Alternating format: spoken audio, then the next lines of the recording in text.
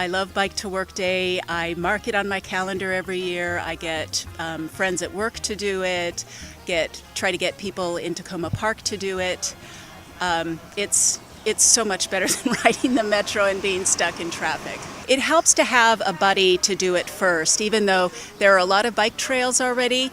It helps to have someone who's kind of going to your area, show you the best routes that have the least traffic, and especially on the way back, because Takoma Park is a higher elevation than most parts of downtown DC, to show you the best ways to get back up those hills with the least amount of traffic and the least amount of hill grief. We're starting to get some bike lanes. I'm so pleased we have the Capital Bike Share here, and it's becoming a more bike-friendly community here, and the whole DC metropolitan area is becoming very bike-friendly.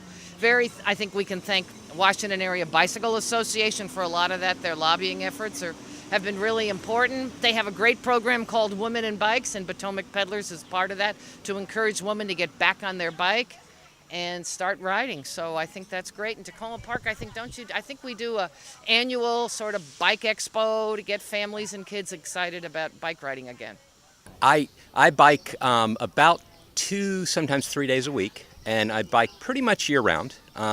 What I do is I come up to the gazebo here and pick up one of the red bike share bikes, and I bike down to my office near DuPont Circle, and then I ride the metro home. So I'm a one-way biker. Yeah, I was about, so I graduated from college back in 2001, and about 2 years after that, I was gaining a lot of weight, and I had to find a way to work out, but time was limited, so I just went full speed ahead, started biking every day to work, biking all around town, and I did that for probably 5 years. Well, I think, the good thing today is we do have a lot of bike lanes. I would recommend they start biking on the weekends around here. Just bike on Sligo Creek, the Sligo Creek Bike Trail, the hiker-biker trail. That's a nice bike trail. And when you get pretty good, you can bike to Wheaton Regional Park, and there's some hills there. So get up to speed and then try the Capitol Crescent Trail sometimes. And when you're comfortable, map out your ride. I'm sure Waba can help you with that. And before you know it, you can start biking to work. I have a lot of friends that have started it. Some of them will bike down to work, and then they'll just put their bike on Metro and take Metro home, because it might be a hill going home. But get into it, try it once or twice a week, and before you know it, you'll love it.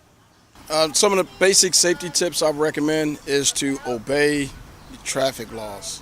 Okay, ride with the flow of traffic, ride in the same direction as traffic, obey all traffic laws. In the state of Maryland, bicycles are considered vehicles, so you must abide by all the rules of the roads as if you were operating a vehicle. Some other safety tips: before you even get on your bike, I recommend you do an ABC quick check. What that means is you want to check your air pressure on your tires, make sure your tires are properly inflated. You want to check your brakes, make sure your brakes are working. And the C stands for checking your crank and your chain. And then the quick is to make sure your wheels are secured on the bike. I strongly recommend wearing a helmet. You want to wear bright clothing so you can be seen by the motorists, especially. I know in the city of Takoma Park, there's some restrictions as far as riding on the sidewalk, and that goes with a lot of other jurisdictions as well. So you're going to be riding the roadway, so you want to be seen. There's some reflective tape that you can put on your arms and on your legs and stuff like that, so you can be more visible. If you're going to be riding at night, law requires you to have a white light or red reflector on the rear. So there's some new technology nowadays with some very, very bright lights. You can also have lights mounted onto your helmet, which is good because when you turn your head, you can be able to see objects or debris in the roadway. So riding a bike can be very, very fun. We're starting to see more bicyclists on the roadways with the Capital Bike Share expansion into the whole Washington region. So not only for the bicyclists but motorists as well, we need to be share the road, be respectful, and make sure you look out for bicyclists. The thing that most people neglect is inflating their tires. So they think they're like on their car tires. They hardly ever have to pump them up. But bicycle tires need to be checked regularly, at least every 2 weeks. They'll lose a little bit of air and they'll get a little soft and need to be pumped up. And it really helps tremendously with the ease of pedaling. So if they're pumped up to the recommended pressure, the bike rides so much better and you have less risk of a puncture. And so that, along with with regular lubrication of the chain. So we see a lot of rusty chains that just get neglected, and people don't lubricate them enough. Well, I really like feeling refreshed when I get down to the office. As strange as that might sound, it really kind of, I think maybe my endorphins are going or whatever, and it really does kind of make me. It's a nice way to start off my day. So you don't want to overdo it, and that's the biggest thing. So people get excited, especially this time of year. They want to get into bike riding because the weather's getting nice, and they go out and they ride for a couple of hours, and then they're just too sore after that the next day or for a few days to get back on the bike. So you have to do it gradually, a little bit at a time. The difficulties are traffic. There's a lot of busy roads around here, and oftentimes the most direct route to go somewhere is the busiest road. So I did a lot of riding in roads that I might not choose to do so now. I was younger and a little more adventurous, but also, gear, getting the right clothing. Through the winter, you have to have a lot of good gear to ride through the winter and the rain. But once you have the right gear, it's all possible. If you've got to go somewhere anyway and you can bike there, you get exercise, you get fresh air, and you don't have to schedule time to go to the gym, which is always challenging.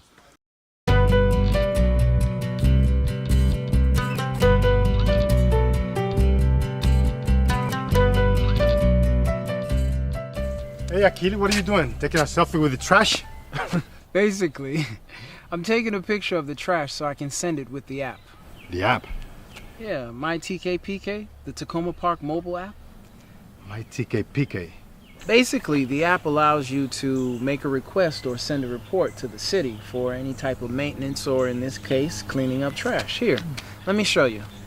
I'll take a picture, send it with the app, and like that. Now the city can come and clean it up.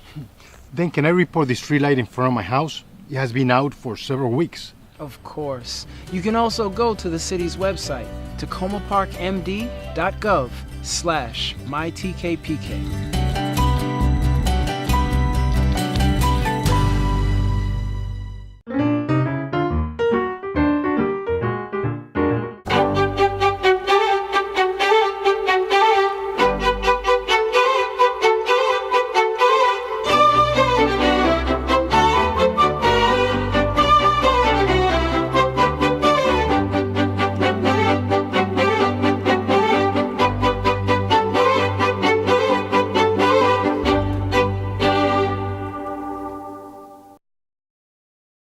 My name is Peter Sittner.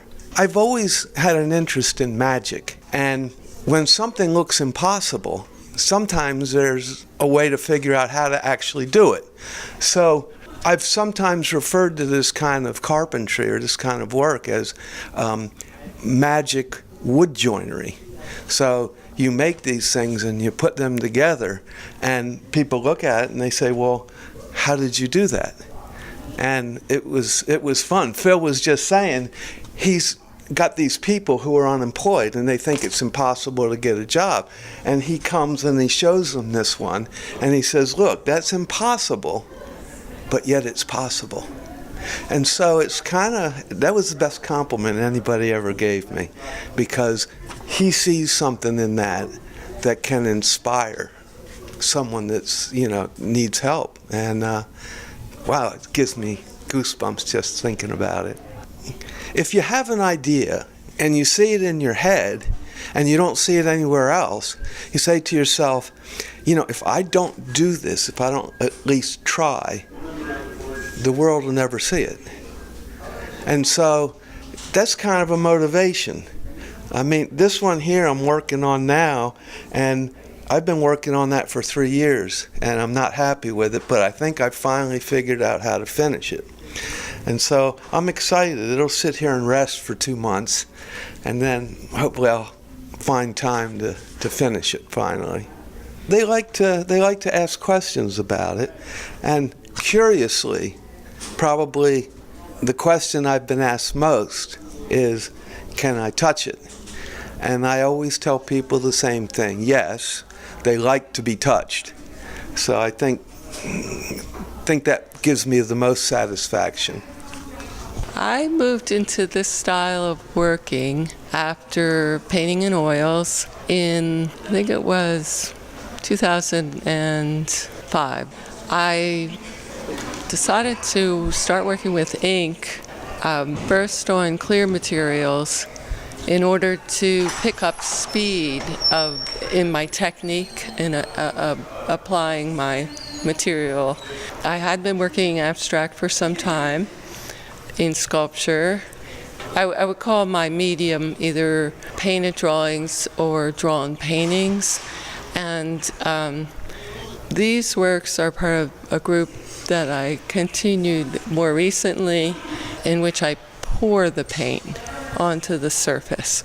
So the works in wood are ink poured from a dropper and then mixed on the surface of the wood panel, and then painted into or subtracted from while it's still wet. So it's a very dynamic technique.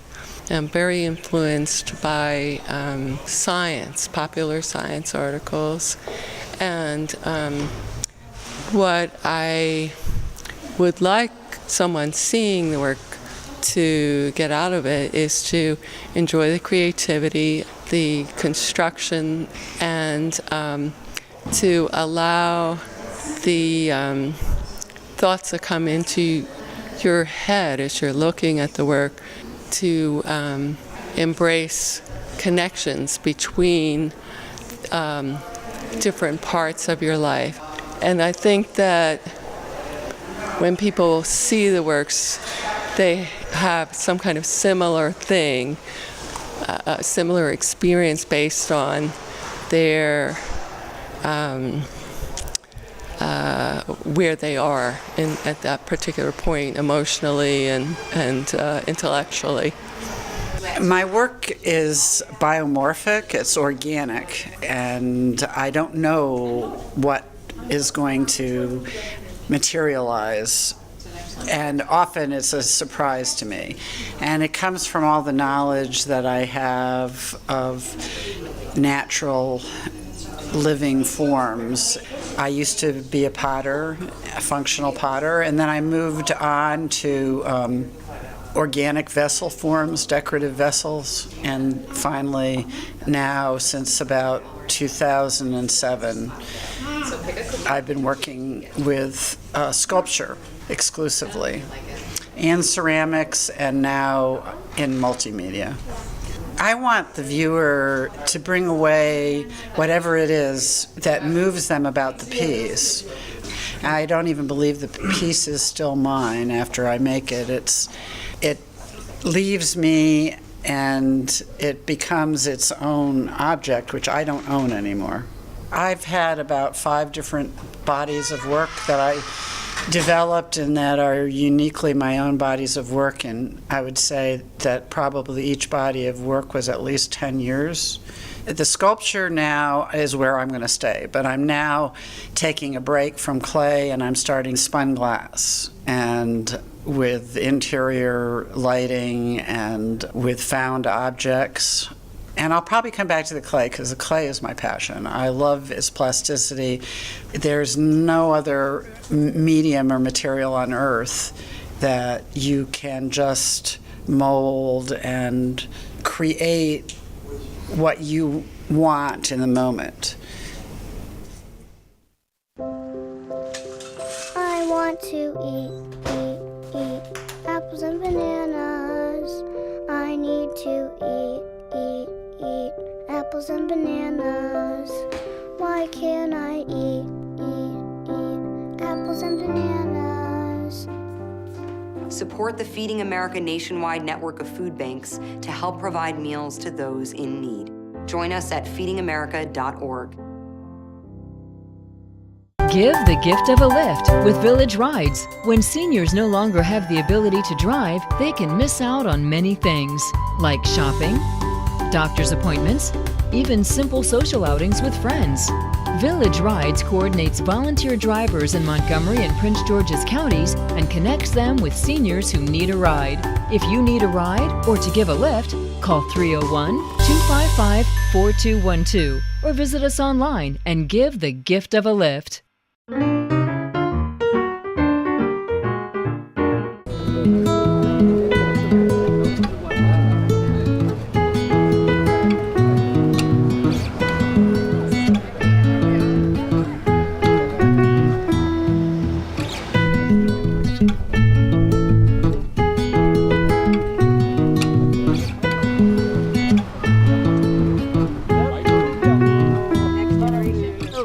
installed 2 solar streetlights and 8 crosswalk lights, which will be tested over the winter. Those are the harshest conditions on battery and capacitor cells that power the streetlights during the night. And if they hold up over the winter when we have less sunlight and it's very cold outside and they perform well, then we can move on and see if there are more applications for the technology in the city, and we can provide feedback and talk about new research opportunities with UNO.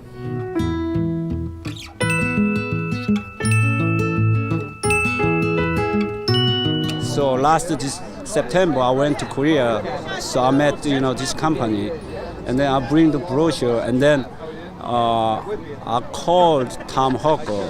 I know him for 17, 18 years, so okay, this is a product for save taxpayer money, county budget. So he said, okay, come to my office. So I met him, I explained to him, and then he introduced Montgomery County, Eric Kaufman, and also Gina of the Takoma City. So I met her for this project. So I like to join with Takoma City for pilot project.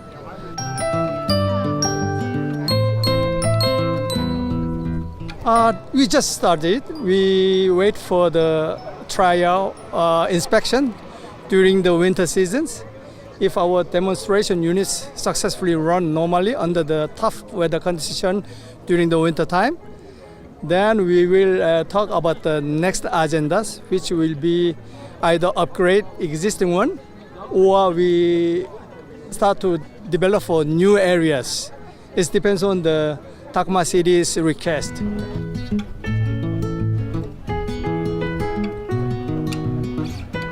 Adopting new technology in our community for energy saving and to help us cut back on greenhouse gases, and at the same time increasing pedestrian safety is a win-win all around. So I'm very excited about this partnership with the companies and everyone working in South Korea, and I'm looking forward to see where it goes. Yeah, UNO is the company we are focusing on this combination system. Especially, we would like to maximize our capability using the capacitors. And as you know, the Korea is very strong in manufacturing the batteries, capacitors. That's why we have a strong point there. And UNO would like to expand the areas of the applications. Then we would like to try to bring into the Takoma City or whatever you need. Why at the community building? Because the community building is the hub of Takoma Park. It is where our police, our library, staff offices, recreation are all centered. We have a school next door, a school behind us. It's a busy place, and there was a need. We want to increase pedestrian safety. It is a major benefit of the project is to illuminate the footbridge in front of the community building and the busy intersection at Grant and Maple Avenue to make it safer as kids cross the street to go to school. And I think this really, is just a no-brainer. It's good for pedestrian safety, it's good for the environment, and it's good for the city budget because anytime we can run a street light on solar power instead of paying Pepco to run it, that's going to save the city money, and it's going to free up more tax dollars for our police and other unmet needs in the city. It's really possible because Takoma Park is willing to be an early adopter of new technology, and staff at every level, everyone is there to help and to implement projects, and that's what makes Takoma Park an easy place to pilot new technologies. Particularly on the corner down here where we look at the new technology with the old lights behind, you can see just how much better they are in terms of how they blend into the background and don't cut out the sky or our beautiful trees. The streetlight project, I think, fits into the city's overall goals to reduce greenhouse gas emissions, make the city walkable, more livable, pedestrian friendly and safe, environmental. It checks off a lot of the boxes that residents, city council, staff are all interested in. So we spend 60% of the electricity bill, in Takoma Park for the city just goes to streetlights, 60%. So if we can knock that down even in half, that will save the city a lot of money. But absolutely, we want to use this as a pilot project in the city, and Takoma Park is willing to sort of take a chance and be a leader on this. So whatever the agenda comes to us, then we will do our best to support the city of Takoma Park become a smarter city. So my vision in the future would be that we could move much more so in this direction.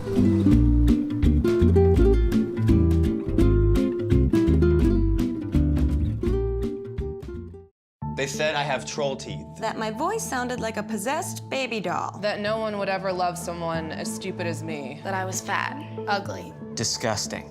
The effect of bullying is potent. We will no longer be the silent majority. Now, when you see online bullying, there's something you can do about it. We're gonna take action with the I. I am a witness. I am a witness. I am a witness. I am a witness. I am a witness, and so are you.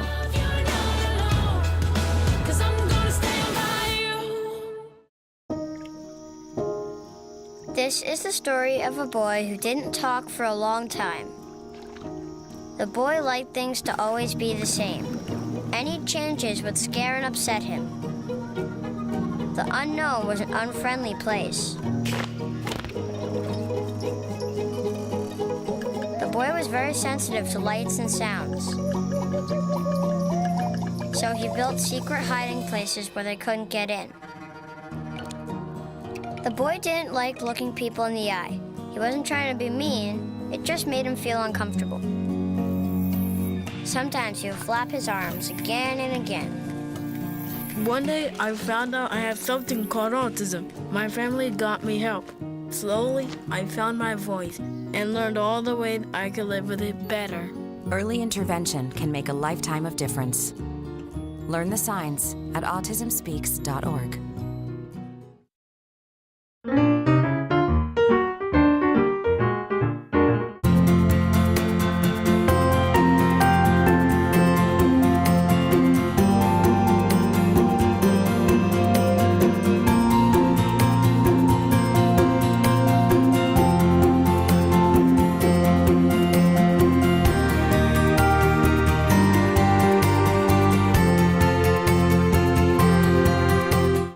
The council that we've had for the last 2 years was a very hardworking council, and it was great to work with all my colleagues. I'm looking forward to this next council. We have 3 years together, which is more than the 2 years that we normally have on our city councils. The 16-year-olds voting is clearly the biggest thing, but we also listened to residents and we passed a law that restricts lawn pesticides.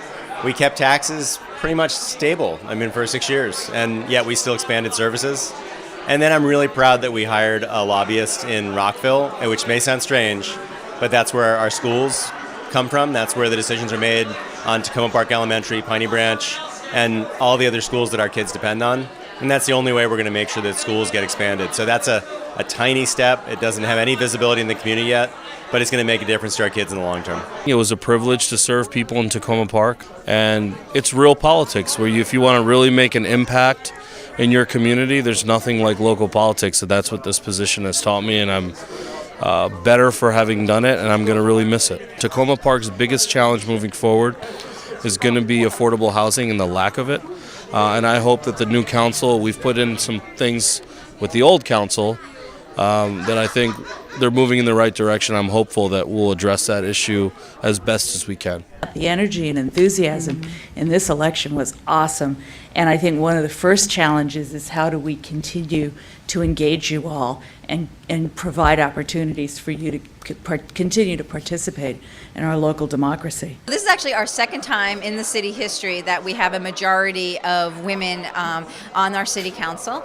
In addition to just having a majority of women, we also have a number of younger members. I think Councilmember Mail mentioned tonight that when he first got on the city council in 2011, he was the youngest member by quite a bit, and we've really changed that over the years. So it's nice to have more women on our council, to have people who have younger children and older children, people who are renters and homeowners, and really having a mix on our council is important. I have this desire to serve my community, this desire to serve as an example for the youth in Ward 6, and really feel that I could make a change. And so that's why I decided to throw my hat in the ring, and I'm excited about the possibilities now that I'm elected. Mayor Stewart mentioned the Purple Line, the fact that they are starting construction, and we want to be at the forefront of those discussions and make sure that we're minimizing the impact to residents as well as a lot of the local businesses within the Takoma-Langley Crossroads area. We also have the upcoming redevelopment of the Recreation Center and trying to ensure that we're taking the necessary steps to select a developer that will definitely create a welcoming environment, an enhanced environment for the youth of the city of Takoma Park. I ran for city council because I really care about the community, and I've lived here for the past 7 years. I've watched some of the actions of the council in the past, and I've been really excited by some of the things that they've done and some of the things that people have brought up as possible issues or things to work on in the future, and I wanted to take a chance to work on those. I think it's really important to do outreach and help communicate a little better with people. I in particular want to try to engage people who haven't as often known about the city council or been as active, and so one of the first things I'm going to do is distribute a flyer around the ward sharing some information about me. I'm planning on having it translated into Spanish, French, and Amharic to try to introduce people to the council and the fact that they can contact me if they have issues or concerns or ideas. And then I think it will be really important to work on diversity, inclusiveness, and equitability in the city. And so I'm really excited that one of our first steps later this month is going to be the opportunity to attend this diversity training, an racial equity training session that will give us an opportunity to learn a little bit more about how we can examine these things on a policy level and what we can do to be a more inclusive and racially equitable city. I think there's going to be a lot of work that this council inherits from former councils. We have our library renovation, the Takoma Junction redevelopment, putting in place our racial equity framework, our affordable housing and economic development strategic plan. So there's a lot of work they're inheriting and need to dig into. And it's nice that we have 3 years so that the new members can kind of get their feet underneath them, get used to the job a little bit, and then put in place their own initiatives that they'll want to work on and have time to do that.